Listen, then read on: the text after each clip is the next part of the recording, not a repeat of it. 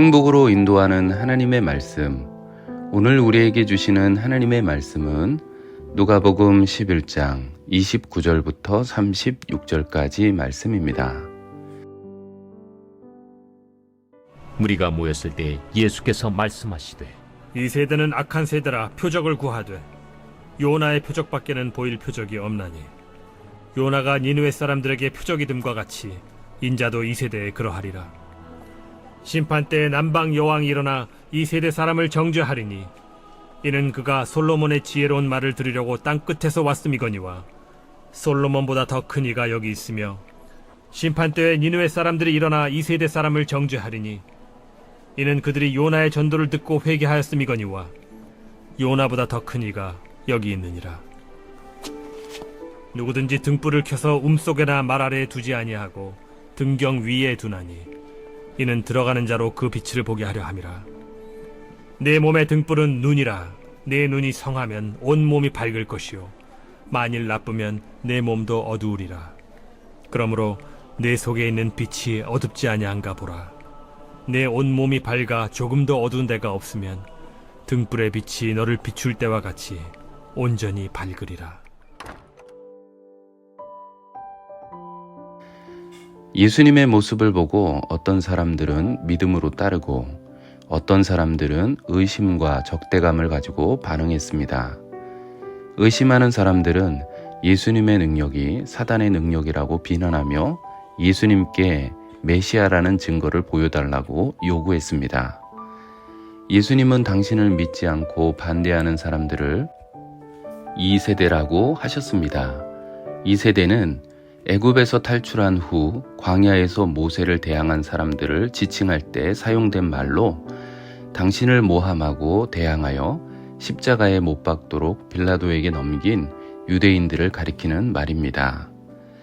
이들은 예수님께 자신들이 원하는 메시아처럼 이방 세력을 물리칠 표적을 요구했는데 예수님은 요나가 물고기 뱃속에 있다가 3일 만에 나온 것처럼 십자가에서 죽임을 당하시고 3일 만에 부활하실 것을 말씀하셨습니다. 예수님은 악한 유대인들을 향해 심판의 때에 남방 여왕이 예수님께 대항했던 악한 유대인들을 정죄할 것이라고 말씀하셨습니다. 남방 여왕은 스바의 여왕이었는데 그녀는 이방인으로 솔로몬의 지혜로운 말을 들으려고 멀리에서 찾아왔습니다. 그러나 예수님께 대항한 사람들은 솔로몬보다 더 지혜로우신 예수님의 말씀을 듣지도 않고 도리어 배척했기 때문에 그들의 어리석음을 정죄할 것이라고 말씀하십니다. 또한 느느웨 사람들도 예수님께 대항하던 2세대 사람들을 정죄할 것이라고 말씀합니다. 느느웨 사람들은 요나의 설교를 듣고 회개했지만 유대인들은 예수님의 설교를 듣고도 회개하지 않았습니다. 요나보다 더 크고 위대하신 예수님의 말씀을 듣지도 않고 회개하지도 않은 이들을 심판할 것이라고 말씀하십니다. 예수님은 우리의 눈이 몸의 등불과 같다고 말씀하셨습니다. 고대인들은 눈이 광선을 발하여 사물을 본다고 생각했습니다. 또한 유대인의 문헌에 눈은 의도라는 뜻으로 사용되기도 합니다. 눈이 어둡다는 것은 의도가 악한 것을 의미합니다. 예수님은 영적인 눈이 어둡고 악한 의도로 가득 차 하나님의 아들이신 자신을 알아보지도 못하고 대적했던 2세대 사람들을 책망하고 계시는 것입니다. 남방 여왕과 니느웨 사람들은 솔로몬의 지혜로운 말씀과 요나의 회개의 설교를 듣고 변화된 이방인들이었습니다. 예수님을 통해 전해진 복음이 말씀을 듣고도 회개하지 않는 유대인들을 떠나 이방으로 전해질 것이라는 의미였습니다. 눈은 마음의 등불이라고 말씀하셨습니다.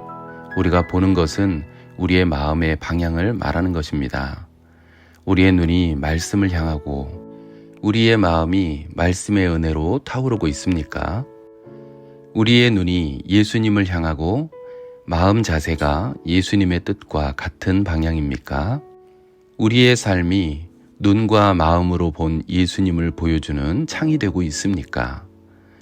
우리의 눈이 예수님을 보고 마음이 예수님을 닮아 삶으로 예수님을 보여주는 복된 성도가 되어 주님이 다시 오실 때 그분께 칭찬받는 믿음의 성도들이 되시기를 예수님의 이름으로 축원합니다.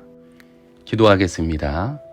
하나님 아버지, 우리의 눈이 주님을 보게 하시고 우리의 마음이 주님의 뜻을 따라가는 복음의 사람이 되게 하여 주시옵소서.